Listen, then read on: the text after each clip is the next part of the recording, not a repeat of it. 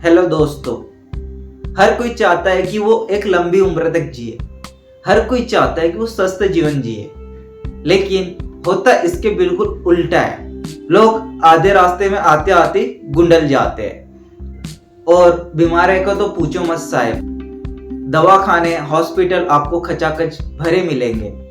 कुछ लोगों का तो ये ससुराल होता है, आना जाना लगा रहता है। फिर भी इस समय भी ऐसे लोग हैं जो लंबी उम्र तक जीते हैं, साथ ही वो स्वस्थ रहते हैं, उनको कोई बीमारी भी नहीं होती। ऐसे ही श्री स्वामी शिवानंद जो कि 127 उम्र में अभी तक जी रहे हैं और उनको भारत की तरफ से पद्म भूषण अवार्ड भी मिल चुका है। आप देखते होंगे कि जो छोटे छोटे बच्चे हैं उनको भी आजकल चश्मे लग जाते हैं, लेकिन स्वामी शिवानंद की आंखें अभी भी टनाटन है।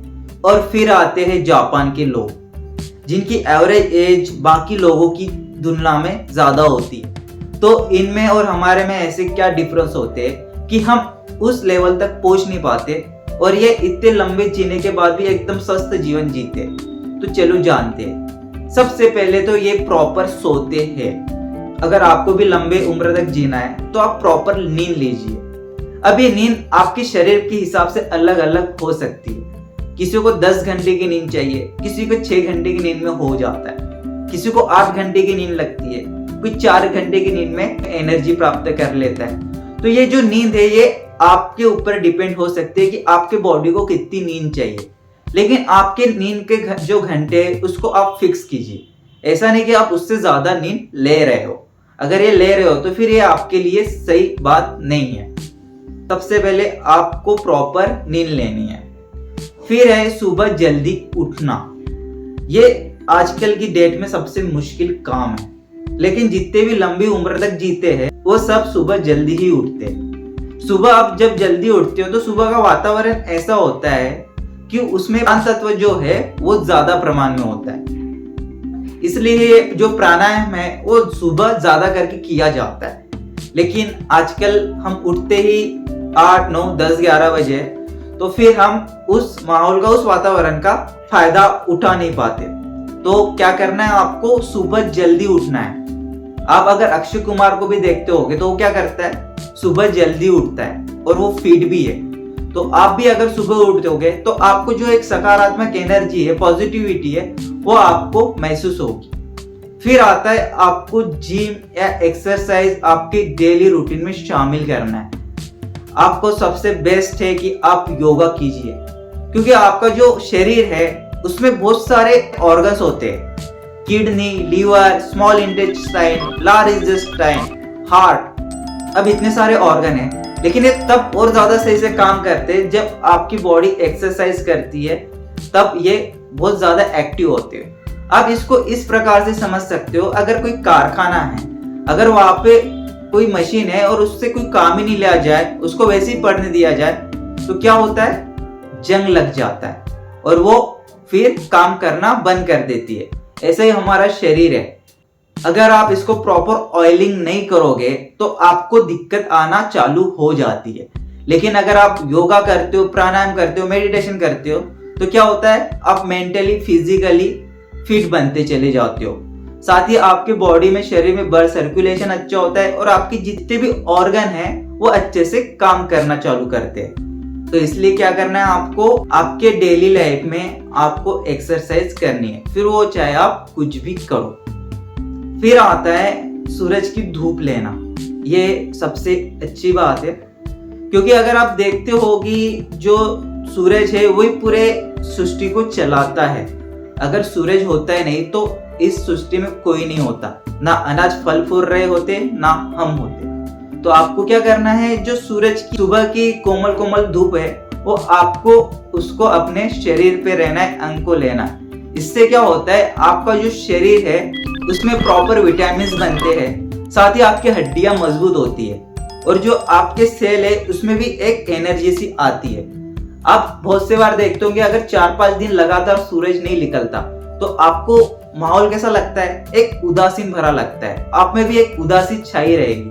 लेकिन जैसे ही सूरज निकलता है तब आपको कैसे लगता है, तो उत्साहवर्धक लगता है, एक अच्छापन लगता है। तो तो इससे क्या होता है कि जो सूरज की एनर्जी का जो डायरेक्ट कनेक्शन है वो हमारे इससे है, तो इसलिए सूरज की धूप को अपने ऊपर जितना लेते हो उतना ही आप स्ट्रॉन्ग बनोगे। फिर आता है अपने बॉडी को स्टफ कंडीशन में डाल। जैसे अगर आप इसको स्टफ कंडीशन में डालते नहीं तो आपकी बॉडी हार्ड सिचुएशन को एक्सेप्ट करने में या फिर उससे लड़ने में नाकामयाब रहती है।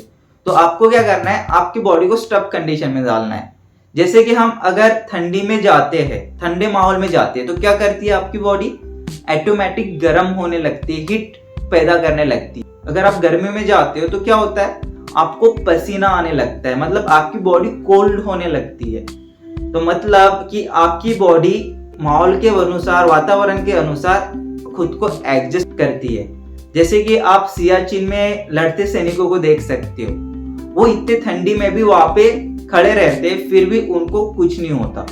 तो ये किसका असर है, उन्होंने अपने शरीर को उस कंडीशन में डाला और फिर उनकी बॉडी धीरे धीरे वैसे एडजस्ट करने लग गई। लेकिन अब आप कोई लड़का कोई एसी में बैठा हुआ है तो आप उससे क्या एक्सपेक्टेशन करोगे, वो थोड़ा सा भी बाहर निकलेगा और उसको उसके जैसा वातावरण नहीं मिलेगा तो आपको वो बीमार पड़ेगा, कमजोर होगा।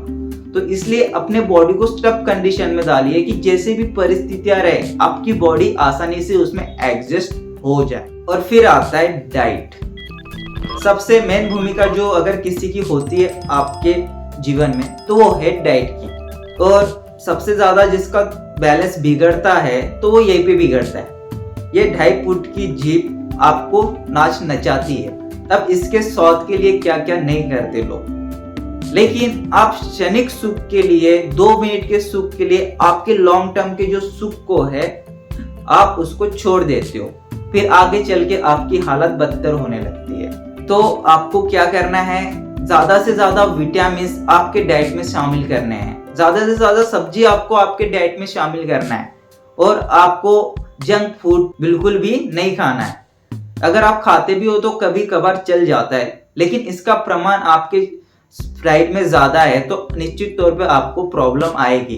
अगर आप कचरा आपके शरीर में डालोगे तो आपको आपके शरीर धीरे धीरे काम करना बंद कर देगा, बीमारियां आनी धीरे धीरे चालू हो जाएगी।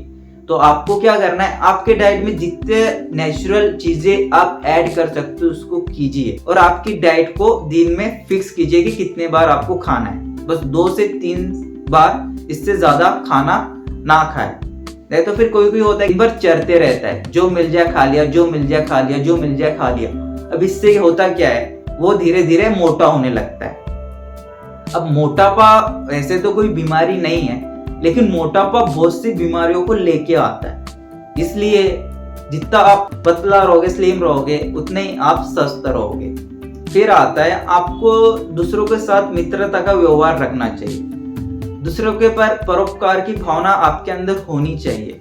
देखा यह गया है कि जो लंबी उम्र तक जीते, स्वस्थ जीते, उनका नेचर एकदम फ्रेंडली था, मित्रवत था, और वो किसी की निंदा नहीं करते थे और वो दूसरों को हमेशा हेल्प करते थे। इससे होता क्या है कि आपको अंदर एक सकारात्मकता आती है, एक पॉजिटिविटी आती है। लेकिन लोग आजकल क्या करते हैं, अगर वो व्यक्ति सामने हो तब तो बड़ी मीठी मीठी बातें करते हैं, लेकिन जैसे वो चले जाता है तभी उसकी निंदा चालू कर देते हैं। तो अगर आप प्रॉपरली, आपके अंदर ईर्ष्या, द्वेष, गुस्सा अगर भरा है तो आपका माइंड प्रॉपर काम करता नहीं और फिर वो आपके अंदर वैसी तत्वों को छोड़ता है।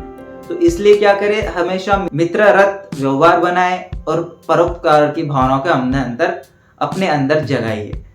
फिर आता है खिलखिला के हंसना। आप जितना हंस सकते हो हंसिए, कम से कम दिन में 1-2 बार हंसिए। इससे आपके अंदर एक सकारात्मक एनर्जी आती है, पॉजिटिविटी आती है, और आप जितना हंसी मजाक करते हो वो आपके लिए अच्छा होता है। कहते हैं कि जो हंसी मजाक करते हैं उसकी उम्र ज्यादा होती है। नेक्स्ट आदत इनकी जो होती है, तो उनकी जिंदगी में जो मुश्किल आती है, जो प्रॉब्लम्स आती है, उसको वो सकारात्मकली लेते हैं। उस वक्त वो उसको अच्छे से उसके सामने जाते हैं।